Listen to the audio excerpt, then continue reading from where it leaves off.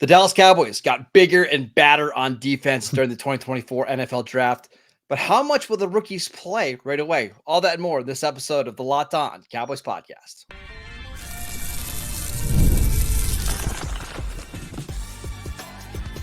You are Locked On Cowboys, your daily Dallas Cowboys podcast. Part of the Locked On Podcast Network, your team every day. Welcome back to the Locked On Cowboys podcast, part of the Locked On Podcast Network, your team every day. We'd like to thank you for making us your first listen of the day. Today's episode is brought to you by Gametime. Download the Gametime app, create an account, and use promo code LOCKEDONNFL for $20 off your first purchase. I am your host, Marcus Mosher. You can follow me on Twitter at Marcus_Mosher. Joining me today, as always, is Landon McCool. You can follow him on Twitter at McCoolBCB. On today's show, we're discussing the three defensive players that the Cowboys took early in the 2024 NFL Draft and how much they can help the team right away. And let's start with Marshawn Kneeland, the edge that they took at pick number 56. What did you see from him when you watched him on tape? Kneeland was, as I've started to study some of these guys after the draft, I think Kneeland is becoming one of my favorite picks in this situation, kind of retroactively looking back. And again, I think part of it is because of the fit, right? Part of it is because of the fit inside the Zimmer defense and his role inside of it. But it's clearly easy to see exactly what his game is made up of. He's an explosive, strong, speed to power type defensive end who is going to dominate in the run game as he continues to develop as a pass rusher, right? He's a guy that has incredible motor, plays with incredible levels of effort. You just watch tape, snap after snap of him chasing guys down and of the motor never quitting, of him blowing up tackles, running through tackles, and then getting into the backfield, causing disruption. He's a firm, stout player against the run. He can hold the edge. You see multiple times that, honestly, what I noticed the most watching his tape was how teams just didn't run at him. Like, they just ran away from him a lot. And just because he's so solid and he's so jolting with his hands specifically, he's got real power behind his hands and he's got good length. And I think that immediately puts you, kind of near the top of the heap as far as guys who could set the edge in coming out of this class. He's not going to run underneath the table. He's not going to be the kind of change of direction guy that is going to be able to, like, get the edge, get underneath the block of the tackle, and then sharpen it to the quarterback. That's just not necessarily his game. Maybe he could develop some of that. And I think as he starts to get better hand technique, I think it's going to help him get, to the quarterback with a lot more steeper angles, because he's going to be able to get inside on guys and he's going to be able to get around guys. But for now, at the very least, he's going to be a very difficult to stop speed to power rusher, a high effort guy. And, we talk about, in like assembling a pass rush, right? You need to have guys that win early and guys that win late, right? Guys like Micah Parsons, who win off the snap. And then the guys that, if Micah Parsons wins off the snap and affects the quarterback, you need that other guy who is fighting throughout the snap to make sure to be in position to grab him as he tries to run by, or be the late in the snap sack guy. I think that Marshawn Kneeland is a great fit for that role, a great fit for a run defender. His game is we keep comparing him to DeMarcus Lawrence. The results are very similar to DeMarcus Lawrence, but he doesn't necessarily play like DeMarcus Lawrence right now, because Lawrence's game is based a lot on incredible technique. Yeah. And Kneeland is not there yet. Kneeland is winning with power. Kneeland is winning with speed to power. And I think as he kind of sits at the feet of the master of DeMarcus Lawrence and learns a little bit more about how to, maybe learns a cross chop, maybe learns a swipe, I think it's going to take his pass rush specifically to another level. Yeah. Couple things. I'm going to start with the negative and then transition to the positive, because it's just the way that I like to do things. It does concern me a little bit that somebody that's coming from Western Michigan had only 13 sacks in 5 years. Generally, when you're coming from a smaller school, I want to see you like absolutely dominate. Now, in fairness to him, I think he did. It just didn't necessarily translate into sack production, right? Yeah. If you're watching with us on YouTube right now, you can see some of the advanced numbers from PFF, and this is what makes you encouraged. 71st percentile pass rush grade, that's okay. 85th percentile pass rush win rate, that's better. But what I really care about are the two numbers here at the bottom. 94th percentile run defense grade, Yep. 96th percentile run stop percentage. Like he was stopping the run in college at a really high level. And then when you watch the Senior Bowl tape and you watch the one-on-ones, it's not perfect. It's not super pretty. Like he's not bending around the edge like a Vaughn or Micah Parsons, but he's taking my guy, Jordan Morgan, picking one arm and then driving him all the way back to the coach that's holding the football, pretending to be a quarterback. Like the power isn't just against crappy competition. We saw several first-round offensive tackles, whether it was Talise Fuaga, Jordan Morgan, Kingsley Suamatia, who went in the second round. Like his power showed up against really good tackles at the Senior Bowl. Yeah, and I think that's one of the things we hear, right? Is that the folks that are kind of the draft media folks or the tapped in draft folks, they've been watching this guy for a while and they were very interested to see how he would perform at the Senior Bowl, right? And I think we got a lot of confirmation that what we were seeing on his tape against the likes of Southern Miss. I mean, it's not like, let's be clear, like it's not like they were playing, it's a MAC school. So it's it's a MAC school. It's not like, football championship conference or anything. Like it's still decent level. And you see him against decent competition. It's just not week to week like you would see in the Big 12 or the SEC or what I'm saying. So let me ask you this. What do you expect his role to be as a rookie? Is he competing with Sam Williams to be the third edge rusher, or is he just going to play a completely different role? Yeah, I mean, I wonder if they don't start to it'll be interesting to see exactly how Zimmer plays these roles, right? Does he keep guys specifically on specific sides? Does he want to move guys around, or does he want to kind of specialize guys at right end and defensive left end? I'm not sure. I definitely think that he is going to be more valuable on the tight end side early in his career, right? Just like fighting through double teams, being a player on the run, especially on early downs. I feel like he will be a useful player as they try to rotate in Lawrence and give him some a breather. I imagine him being, the primary backup to DeMarcus Lawrence, but I also imagine there being lots of times when they want to get Sam Williams on the field, so they get Sam as the guy in there. So I think he is probably going to be the guy that's listed behind DeMarcus Lawrence as the left defensive end, but I also feel like he's probably going to end up with a lot less snaps than Sam Williams. I agree. They needed a guy like this, especially after losing Dorance Armstrong and Dante Fowler. Now he's different than both of those guys, but you kind of needed another base defensive end. So that way you can move Micah Parsons around. You're not overly reliant on DeMarcus Lawrence, who's had some injury questions before. So I think he's going to play a lot as a rookie. Like how many snaps a game? I think that's still up in the air, but he's going to be on the field a lot, which is encouraging. Let's talk about the linebacker the Cowboys selected in the third round, which might have surprised a few people. We'll discuss that next. This episode is brought to you by Monopoly Go. All right, game off. We got to take a break here to tell you about Monopoly Go. And I know what you're saying. You guys have talked about Monopoly Go a ton over the last couple of weeks, but that's just because there's so much good stuff happening in this game. In Monopoly Go, you can team up with friends for time tournaments where you work together to build up each other's boards. The more that you win together, the more awesome prizes that you unlock. And there's so much to get, like unique stickers that you could trade with your friends, the complete albums for big prizes. You can also get these new cool playing pieces to travel your boards with.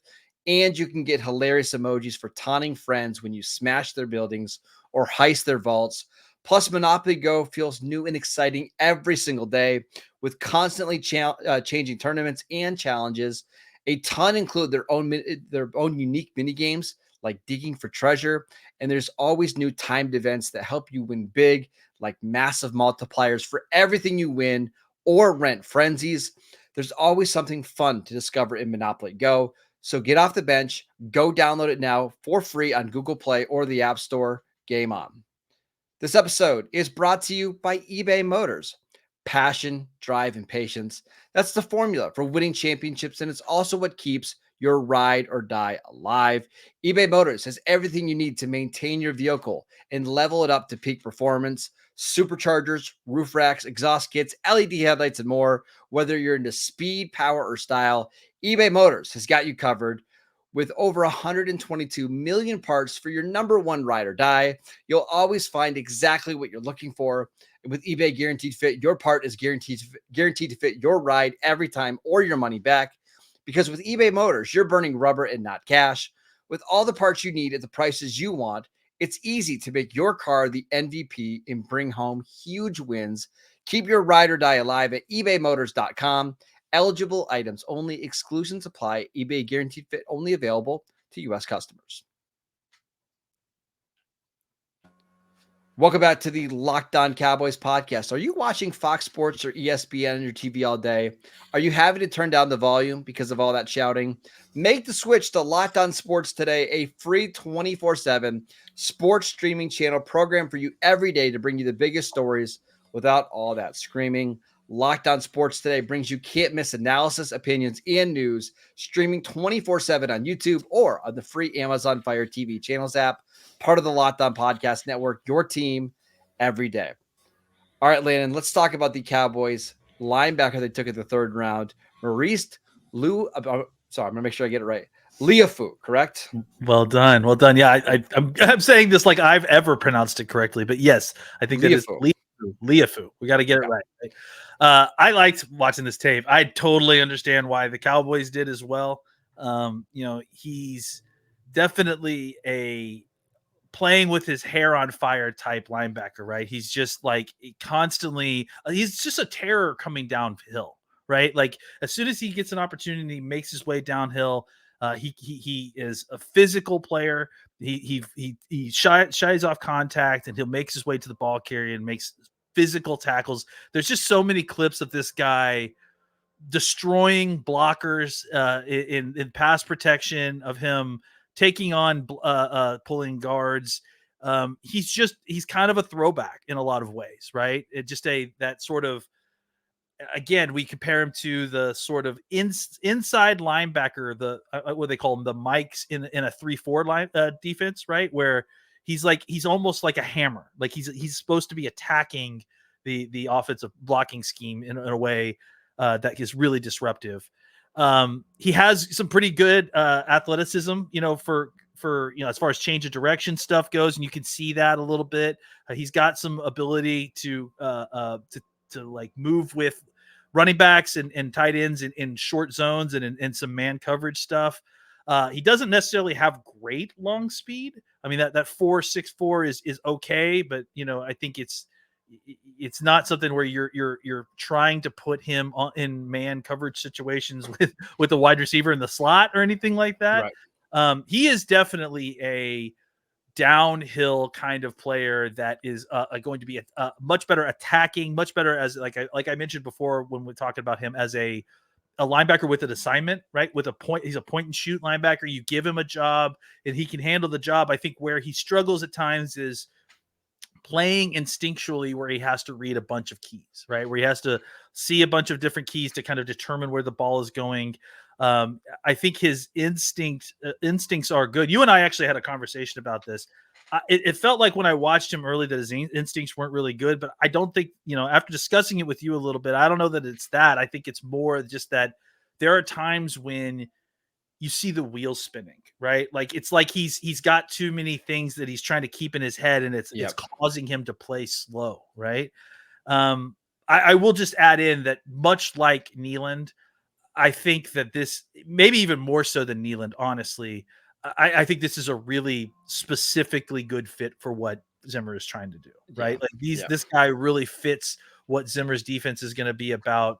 And I think that it's not just like, if this pick was taken in a vacuum, I think you probably get a little bit more upset about maybe if it was a reach or that sort of thing. But I think in conjunction with the fact that he's playing in a Zimmer defense, that he's probably going to be a huge special teams player for you, it makes a lot more sense after kind of going through and looking how his fit is going to be in this defense. So if you checked out Dane Brugler's draft guide when it came to Liufau, one of the things that was really interesting, it was in the weakness column, was his coverage ability. So I'm going to read you the note. It says underdeveloped anticipation as a zone dropper. 91% of his plays when he was targeted resulted in an offensive completion in 2023.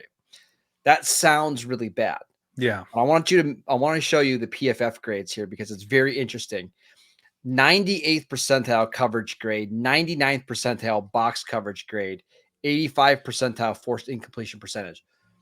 Teams were completing passes on him, but it was generally a bad thing for the offense. When they were throwing the ball short, he was making the tackle right away. And so giving up a 3-yard pass on 3rd and 11 isn't a bad thing, right? Like, actually, that's a win for the defense. So yes, you're completing these underneath passes, but he flies to the football and makes tackles. Now, what's interesting is that the flip side of this, the run defense grade and the run stop percentage is not great. 37th percentile run defense grade, 3rd percentile run stop percentage. Did not make a lot of tackles behind the line of scrimmage, and that played out if you looked at his overall numbers. 12 tackles for a loss in his career. I have a little bit of some disagreements with PFF on his run grade, but I don't know if he's somebody who is going to make a bunch of tackles for a loss in the NFL. I think what you're drafting him for is to make the 2 and 3 and 4 yard tackles and not let them become big runs. Yeah, I think that for sure. I'd like to also point out that I think what we were just talking about with PFF and versus Dane's comment in the Beast is the idea of success rate, right? Like success rate being about taking the proper context of each snap and determining whether it was a win or a loss for the defense based on the down and distance, right? And I think that's where there's this discrepancy, right? Is that you see Liufau like making these tackles. Yes, maybe they made a completion, but when you are making the tackle, a 3-yard gain, 4-yard gain on 3rd and 6, that's a win for the defense, right? The offense is punting and they're getting off the field. So I think that's probably the discrepancy that we're seeing right there, the PFF stuff. And then I think, with the run game stuff, I honestly feel like that the issue is that he is a blocking scheme destroyer. I think he creates for the other defensive players around. Yeah. Right. Yeah, because he gets into the blocking scheme. He disrupts the block. He either blows up a pulling guard or he's making a center or guard kind of retrace their steps in order to account for him. And then it's the other linebacker who was also very highly touted, making the tackle. Often you saw this is where, like, in an ideal world, if you had a prime Leighton Vander Esch, I think those two would match up really well. Like, you let Liufau destroy the guard or the fullback, and then Vander Esch sweeps in and makes the tackle. That's right. I am a little bit concerned about who's the guy in the Cowboys right now that's going to be the one benefiting from all of this. Well, I mean, imagine it's going to be, it's going to be whoever we have as that opposite linebacker at first. I mean, that's the other thing that's interesting about Liufau right now is that do you anticipate that he is the starter right now at linebacker? Like, if they go into a 2 linebacker set, would he be the starter? No. If they're in a 3 linebacker set, I think even early on he may not be the top 3 linebackers, right? Because is Micah one of those linebackers? Yeah, I think in this case you would probably, like, if you're playing Mike as a Sam, let's say, right? I think that you would probably not have him on the field. So I think as he develops, he will become a guy that will be a incredible benefit for the other linebacker that's on the field with him. But I do think that there's a little bit of development that needs to happen there before you can really kind of trust him to be the starting linebacker full time. And the good news is now that the Cowboys have drafted another linebacker, they do have a little bit of depth. It's not the deepest position on the team, but they do have Eric Kendricks. You've got Overshown coming back from the injury. You've got Damone Clark, who's played 1 million snaps over the last 2 years. And you signed Damian Wilson, which they signed Damian Wilson, right? You still need, I still think you can use somebody else, but it's not in a situation where, hey, the game started tomorrow, he's one of our top 3 linebackers. No, they can ease him in, find a role, and that's exactly what you're hoping for a 3rd round linebacker. So feel pretty good. I'm really excited about this next player. This was somebody who I know a lot of people pre-draft really liked. Let's talk about Caelen Carson and his fit in Mike Zimmer's defense next. This episode is brought to you by Gametime. Gametime is an authorized ticket marketplace of the NBA, which makes getting playoff tickets even faster and easier. Prices on the Gametime app actually go down the closer that it gets to tip off, with killer last minute deals, all in prices, views from your seat, and their lowest price guarantee. Gametime takes the guesswork out of buying NBA tickets. Listen, I love Gametime. It's what I use to go buy tickets when I go to football games and basketball games. You can save up to 60% off buying last minutes for sporting events, concerts, comedy, and theater events near you. Save even more with exclusive in-app deals on select seats ahead of the game or the event. Take the guesswork out of buying tickets with Gametime. Download the Gametime app, create an account, and use promo code LOCKEDONNFL for $20 off your first purchase. Again, terms apply. Create an account, redeem promo code LOCKEDONNFL for $20 off. Download Gametime today. Last minute tickets, lowest price guaranteed. Welcome back to the Locked On Cowboys podcast. We are discussing 3 early round defenders that the Cowboys selected to help make their defense a little bigger and a little badder. Let's talk about Caelen Carson, the cornerback from Wake Forest, who I like quite a bit, Landon. You're muted. You're good. You're just so excited that you couldn't. I'm so excited. I'm interested in exactly where they're planning on playing him, because I really think he could be a very good nickel corner. Just watching his game, like he's a little bit undersized for what the Cowboys typically go for, right? He's under 6 foot, which seems like the exception. He's under 200 pounds. Barely under 6 foot, 5'1", 1'7", an eighth of an inch away from being 6 foot, and barely under 200 pounds too, at 199. He is very much kind of a Jordan Lewis type player, right? Like where the athleticism is good enough, the size is good enough. The benefit with this player is the skills, right? He has true skills here. Like he looks comfortable. I think I saw him playing inside and outside. I think I saw him playing in some press situations. I think I saw him playing in some cloud situations, and he just looks comfortable doing all that. And I think that's, takes a certain type of player that, is kind of well-developed in their training, right? Well-developed in their skills. And I think he plays, and this is really the kind of key thing, right? Is that he seems very like heady. He clearly is the guy kind of directing traffic at times. You see him like point, kind of helping guys get into coverage. And if you remember when we talked to Luke Braun, who was the Locked On Vikings host, about Zimmer and his defense, he talked about the need for kind of heady nickel type player, right? This is that guy. And on top of that, I think the other big aspect you need from a nickel corner is you need to be physical. You need to be able to come downhill, make tackles, play physically, and be not afraid of not only contact, not afraid of tackling, but enjoy it. And I think that Caelen Carson does do that. Like he enjoys the physical aspect of the game. He enjoys making tackles. He will take aggressive angles to come downhill, sometimes to his detriment.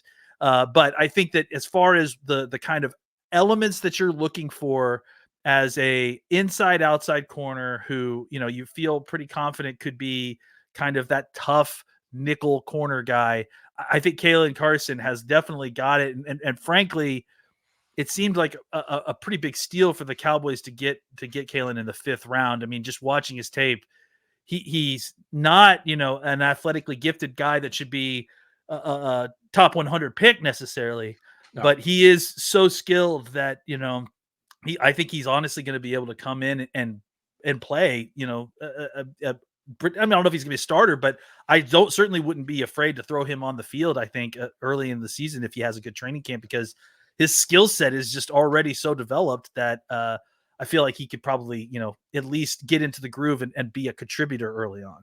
The way that I would describe Caelen Carson's kind of his style play is arrogant. Like he likes to be, he likes to be right up in the face of a receiver. He likes to turn things into like a rock fight, which I love. Like that's the way I want my corners to play. Like I want them to have an attitude, and I think he certainly has it. Like you watch the game against Florida State when he's covering Keon Coleman. Keon Coleman, yeah. Coleman wanted nothing to do with him. And Coleman's a much bigger dude than he was. My gosh, and he got bullied by Carson. But that's what I want to see from a quote unquote smaller corner. Like, are you afraid of going up against these 6'4" receivers?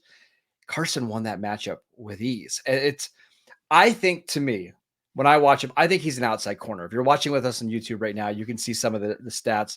56th percentile coverage grade over the last 2 years at PFF, 78th percentile single coverage grade, 75th percentile forced incompletion percentage.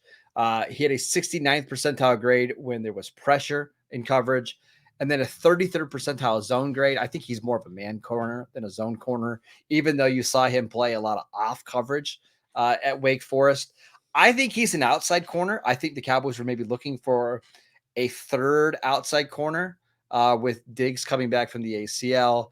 And then maybe they're still looking for the slot. I think he's that third outside guy with some nastiness to him that I think this defense lacked a little bit. Like, I love Deron Bland. I love Trayvon Diggs. I love Stephon Gilmore. None of those guys were going to jaw it up with a opposing receiver and make it physical. I think he can do that a little bit. Yeah, I mean, I think to me, I viewed him as an inside guy because of his physicality. But I certainly think he could probably play on the outside, especially in this defense, right? You've seen more and more that Zim didn't have issues necessarily with playing kind of bigger smaller corners on the outside and not feeling like there was a disadvantage there anyway. I'm trying to he reminded me very specifically of, and this is a pretty high end comparison, but of Anton Winfield, of that kind of smaller, but absolutely scrappy corner. Like, you don't want any piece. Like, he's the kind of guy even the big receivers just don't want to go against, I got another comp that I'm going to give you. Let's hear it. I mean, he's the odds that it turns out as good as this player is not good. Well, I just compared him to Antoine Winfield, for God's sake. So, yeah. I think he's got a little bit of Cortland Finnegan in his game. Who was an outside cornerback for the Titans, who you probably remember very well from his scuffle with Andre Johnson. But it's that kind of mentality. Like, I don't care that I'm outsized by 3 inches and 45 pounds. We're going to fight. And I kind of like that about Carson. I like he plays so much bigger than his size, which is one of my favorite traits about a corner. Yeah, and that's the key thing, is that you want guys who are not only not afraid, but are going to try to make the wide receiver afraid, Yeah. And it is nice. Like, with Trayvon, you see a lot of talk, a lot of talking to guys and anything, but he's not necessarily trying to intimidate guys. He's not a physical corner. Right. Yeah. Like he's a little bit like Asante Samuel. Their games are different. And I saw, Asante Samuel, where he wants to bait you into throwing bad passes. I think Carson wants to turn things into a rock fight. Yeah. He wants to beat you up, basically. Yeah. Which is, I think they needed that. Yeah. I mean, honestly, I think, just to kind of put a bow on the pod really is like, you look at all three of these guys and it's very similar to what we talked about yesterday, right? The Cowboys made a conscious decision to be tougher, to be more physical. And that was on both sides of the ball. Kneeland, Liufau, like Carson, these are guys that have the kind of attitude and physical nature behind that to kind of actually create a sea change on this team. Yes. Which I think is needed. Like, this team has become a little bit too finesse over the years because they've collected quality, talented, skill players. But at the end of the day, when you want to win games in the playoffs or later on, you have to be physical. You have to be able to wear down teams. And if you don't have the kind of people that have the mentality to do that, you're not going to be able to do it. And the Cowboys clearly went out and got that mentality in this draft class. I guess I look at it like last year with the Chiefs, like L'Jarius Sneed, much better player than Carson, but that's similar mold. Everything was physical at the line of scrimmage. They had Nick Bolton at linebacker who could come downhill and make tackles. Obviously they had Chris Jones, but even a guy like George Karlaftis could really mix things up inside and give you, Mike Dana, another guy. So I think the Cowboys are trying to build more of that style of defense, and I commend them for it. I think they needed to do it. And honestly, all three of those guys kind of compare very favorably to the R3 guys in some ways, right? Like, Liufau is very much similar to Bolton in some ways. Kneeland is honestly, Karlaftis may be a fantastic comparison for I think Kneeland, so. right? So I think that makes a lot of sense, that comparison. All right, that is it for today's show. We want to thank you for making Locked On Cowboys your first listen of the day. On tomorrow's show, we're going to finish up with the Cowboys draft class. We'll take a look at Justin Rogers. We'll take a look at Ryan Flournoy, I believe is how you say his last name, right? Flournoy, I think. Flournoy. Yeah, we'll know tomorrow. We'll tell you. Yeah, we'll get it for tomorrow. So make sure you guys tune in for that. Then later on, probably next week, we'll start to dive into some of the UDFAs. Be on the lookout for that show. Go download the podcast wherever you get your podcasts. We are free and available on all platforms. Follow Landon on Twitter at McCoolBCB. I'm at Marcus_Mosier, and we will see you next time.